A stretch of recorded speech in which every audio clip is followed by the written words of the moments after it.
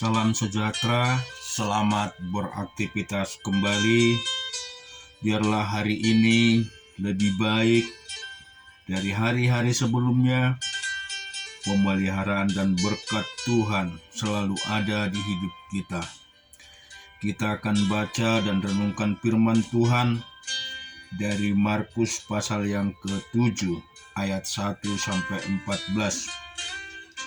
Jangan kamu menghakimi supaya kamu tidak dihakimi, karena dengan penghakiman yang kamu pakai untuk menghakimi, kamu akan dihakimi, dan ukuran yang kamu pakai untuk mengukur akan diukurkan kepadamu. Mengapakah engkau melihat salumbar di mata saudaramu, sedangkan balok di dalam matamu tidak engkau ketahui? Bagaimanakah engkau dapat berkata kepada saudaramu, biarlah aku mengeluarkan selumbar dari matamu, padahal ada balok di dalam matamu? Hai orang munafik, keluarkanlah dahulu balok dari matamu, maka engkau akan melihat dengan jelas untuk mengeluarkan selumbar itu dari mata saudaramu. Jangan kamu memberikan barang yang kudus kepada anjing, dan jangan kamu melemparkan mutiaramu kepada babi, supaya jangan diinjak-injaknya dengan kakinya, lalu ia berbalik mengoyakkan kamu. Mintalah, maka akan diberikan kepadamu. Carilah, maka kamu akan mendapat. Ketoklah, maka pintu akan dibukakan bagimu. Karena setiap orang yang meminta menerima, dan setiap orang yang mencari mendapat, dan setiap orang yang mengetuk baginya pintu dibukakan. Adakah seorang daripadamu yang memberi batu kepada anaknya jika ia meminta roti?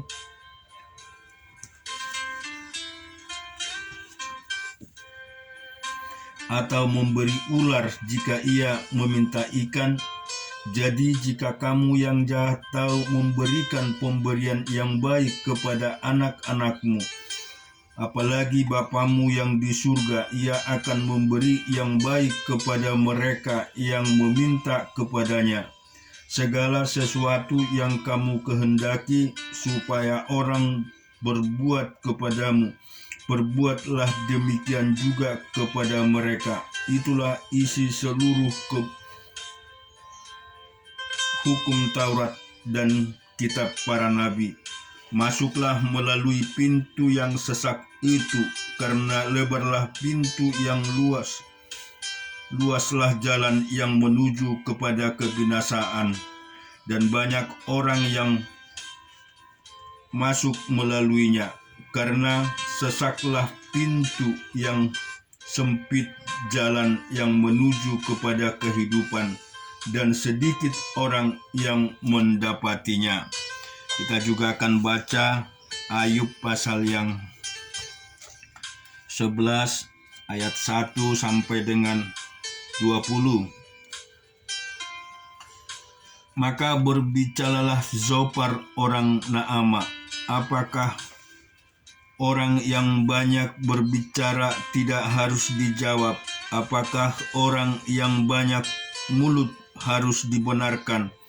Apakah orang harus diam terhadap bualmu? Dan kalau engkau mengolok-olok, apakah tidak ada yang mempermalukan engkau? Katamu, pengajaranku murni dan aku bersih di matamu. Tetapi mudah-mudahan Allah sendiri berfirman dan membuka mulutnya terhadap engkau, dan memberitakan kepadamu rahasia hikmat, karena itu ajaib bagi pengertian. Maka engkau akan mengetahui bahwa Allah tidak memperhitungkan bagimu sebagian daripada kesalahanmu. Dapatkah engkau memahami hakikat Allah? menyelami batas-batas kekuasaan yang maha kuasa. Tingginya seperti langit, apa yang dapat kau lakukan? Dalamnya melebihi dunia orang mati, apa yang dapat kau ketahui? Lebih panjang daripada bumi ukurannya, dan lebih luas daripada samudra. Apabila ia lewat melakukan penangkapan dan mengadakan pengadilan, siapa dapat menghalanginya? Karena ia mengenal penipu dan melihat kejahatan tanpa mengamat-amatinya. Jikalau orang dungu dapat mengerti, maka anak keledai liar pun dapat lahir sebagai manusia. Jikalau engkau ini menyediakan hatimu dan menadahkan tanganmu kepadanya, jikalau engkau menjauhkan kejahatan dalam tanganmu dan tidak membiarkan kecurangan ada dalam kemahmu, maka sesungguhnya engkau dapat mengangkat mukamu, tetapi celah, dan engkau akan berdiri teguh dan tidak akan takut. Bahkan engkau akan melupakan kesusahanmu, hanya teringat kepadanya seperti kepada air yang telah mengalir.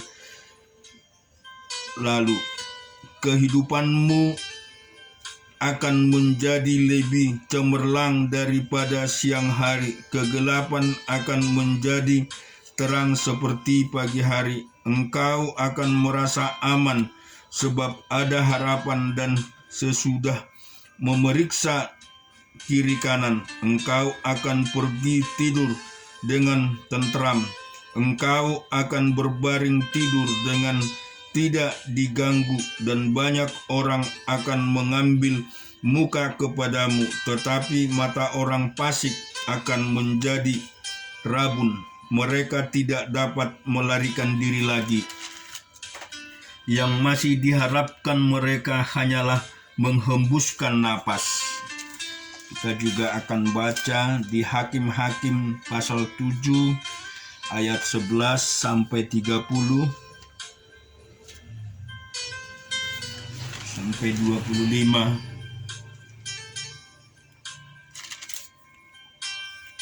Maka kudengarlah apa yang mereka katakan, kemudian engkau akan mendapat keberanian untuk turun menyerbu perkemahan itu. Lalu turunlah ia bersama dengan pura bujangnya itu sampai kepada penjagaan terdepan laskar di perkemahan itu. Adapun orang Midian dan orang Amalek dan semua orang dari sebelah timur itu bergelimpangan di lembah itu, seperti belalang banyaknya, dan unta mereka tidak terhitung seperti pasir di tepi laut banyaknya. Ketika Gideon sampai ke situ, kebetulan ada seorang menceritakan mimpinya kepada temannya. Katanya, aku bermimpi tampak sekeping roti jelai terguling masuk ke perkemahan orang Midian. Setelah sampai ke kemah ini, dilanggarnyalah kemah ini sehingga roboh dan dibongkar bangkirnya. Demikianlah kemah ini habis runtuh. Lalu temannya menjawab, ini tidak lain daripada Gideon bin Yoas, orang Israel itu.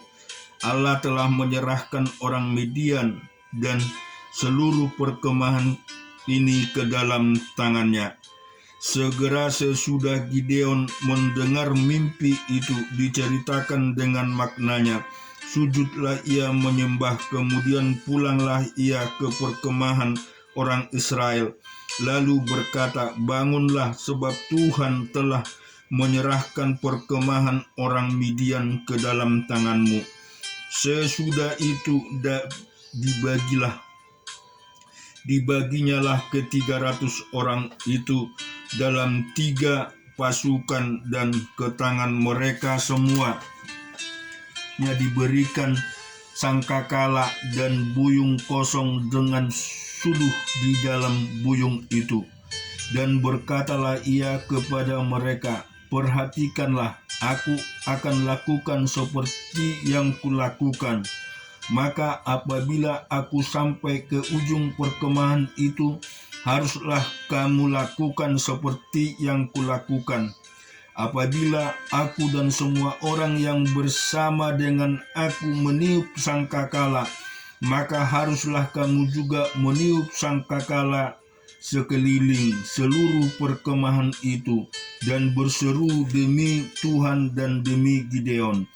Lalu Gideon dan ke-100 orang yang bersama-sama dengan dia sampai ke ujung perkemahan itu pada waktu permulaan giliran jaga tengah malam, ketika penjaga-penjaga baru saja mau ditempatkan. Lalu mereka meniup sangkakala sambil memecahkan buyung-buyung di tangan mereka.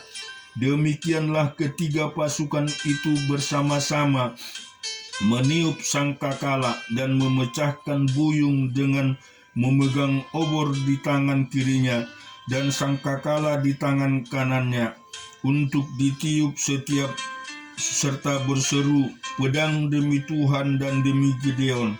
Sementara itu tinggallah mereka berdiri masing-masing di tempatnya sekeliling perkemahan itu. Tetapi seluruh tentara musuh menjadi kacau balau, berteriak-teriak dan melarikan diri. Sedang ke-300 orang itu meniup sangkakala, maka di perkemahan itu Tuhan membuat pedang yang seorang diarahkan kepada yang lain. Lalu inilah tentara itu sampai ke Betsita ke arah Zahtera, sampai ke pinggir Abel Mahoda dekat Tabat. Kemudian dikerahkanlah orang-orang Israel dari suku Naftali dan dari suku Aser dan dari segenap suku Manase. Lalu mereka mengejar orang Midian itu. Gideon menyuruh juga orang ke seluruh pegunungan Efraim dengan pesan, turunlah menghadapi orang Midian dan dudukilah segala batang air sampai ke Betbara dengan juga sungai Yordan. Maka semua orang Efraim dikerahkan, lalu mereka menduduki segala batang air sampai ke Betbara juga sungai Yordan. Mereka berhasil menawan 2 raja Midian, yakni Oreb dan Zib. Oreb dibunuh di gunung batu. Oreb dan Zib dibunuh dalam tempat pemerasan anggur Zib. Mereka mengejar orang Midian itu. Lalu mereka membawa kepada Oreb dan kepada Zib kepada Gideon di seberang sungai Yordan. Kita juga akan membaca Keluaran 29 ayat 11 sampai dengan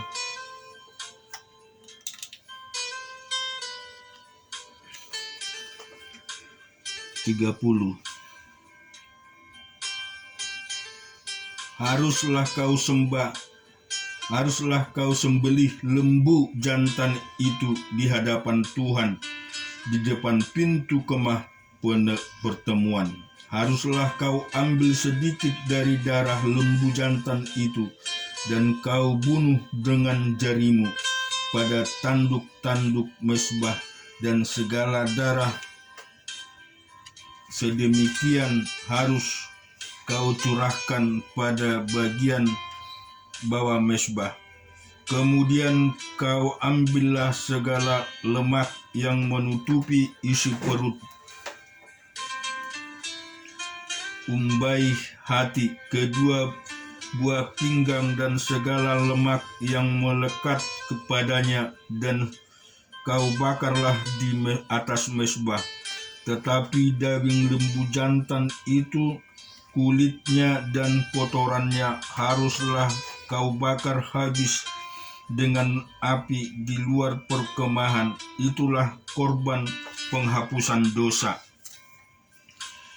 Kemudian haruslah kau ambil domba jantan yang satu, lalu haruslah Harun dan anak-anaknya meletakkan tangannya ke atas kepala domba jantan itu.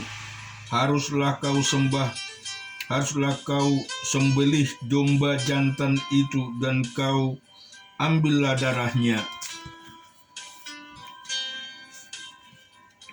dan kau siram pada mezbah sekelilingnya. Haruslah kau potong-potong domba jantan itu menurut bagian-bagian tertentu. Kau basuhlah isi perutnya dan betis-betisnya, dan kau taruh itu di atas potong-potongannya dan di atas kepalanya. Kemudian haruslah kau bakar seluruh domba jantan itu di atas mezbah. Itulah korban bakaran, suatu persembahan yang harum bagi Tuhan, yakni suatu korban api-apian bagi Tuhan.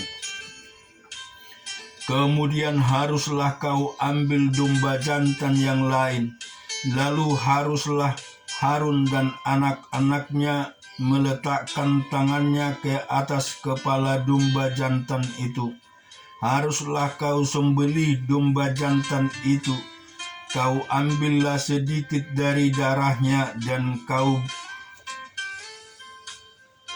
bubuhlah sedikit dari darahnya, dan kau bubuh pada cuping telinga kanan Harun dan pada cuping telinga kanan anak-anaknya, pada ibu jari tangan kanan dan pada ibu jari kaki kanan mereka, dan darah selebihnya kau siramkan pada mezbah sekelilingnya. Haruslah kau ambil sedikit dari darah yang ada di atas mezbah dan dari minyak urapan itu, dan kau memperciklah kepada Harun dan kepada pakaiannya, dan juga kepada anak-anaknya dan pada pakaian anak-anaknya. Maka ia akan kudus, ia dan pakaiannya, dan juga anak-anaknya dan pakaian anak-anaknya. Dari domba jantan itu haruslah kau ambil lemaknya, seekor yang berlemak, lemak yang menutupi isi perutnya, umbai hatinya, kedua buah pinggangnya, lemak yang melekat padanya, pada kanannya, sebab itulah domba jantan persembahan pentabisan. Kau ambillah juga satu keping roti, satu roti bundar yang berminyak, dan satu roti tipis dari dalam bakul berisi roti yang tidak beragi yang ada di hadapan Tuhan.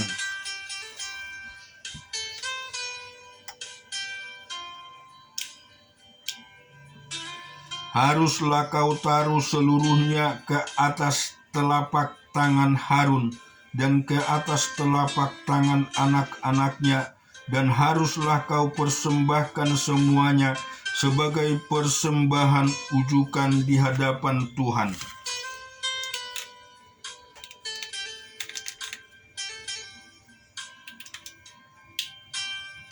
Kemudian haruslah kau ambil semua dari tangan mereka dan kau bakar di atas mezbah, yaitu di atas korban bakaran, sebagai persembahan yang harum di hadapan Tuhan. Itulah suatu korban api-apian bagi Tuhan. Selanjutnya haruslah kau ambil dada dari domba jantan yang adalah bagi pentabisan Harun dan kaum persembahan sebagai persembahan ujukan di hadapan Tuhan, dan itulah bagian untukmu.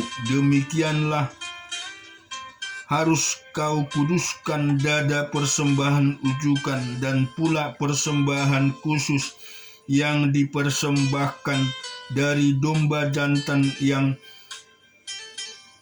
ada bagi pentahbisan Harun dan anak-anaknya. Itulah yang menjadi bagian untuk Harun dan anak-anaknya menurut ketetapan yang berlaku untuk selama-lamanya bagi orang Israel, sebab inilah satu persembahan khusus, maka haruslah itu menjadi persembahan khusus dari pihak orang Israel yang diambil dari korban keselamatan mereka dan menjadi persembahan khusus mereka bagi Tuhan. Pakaian kudus kepunyaan Harun itu haruslah turun kepada anak-anaknya yang kemudian, supaya mereka memakainya apabila mereka diurapi dan ditakbiskan. 7 hari lamanya haruslah pakaian itu dikenakan oleh imam penggantiannya dan antara anak-anaknya yang akan masuk ke dalam kemah pertemuan untuk menyelenggarakan kebaktian di tempat kudus. Amin. Tuhan memberkati kita semua.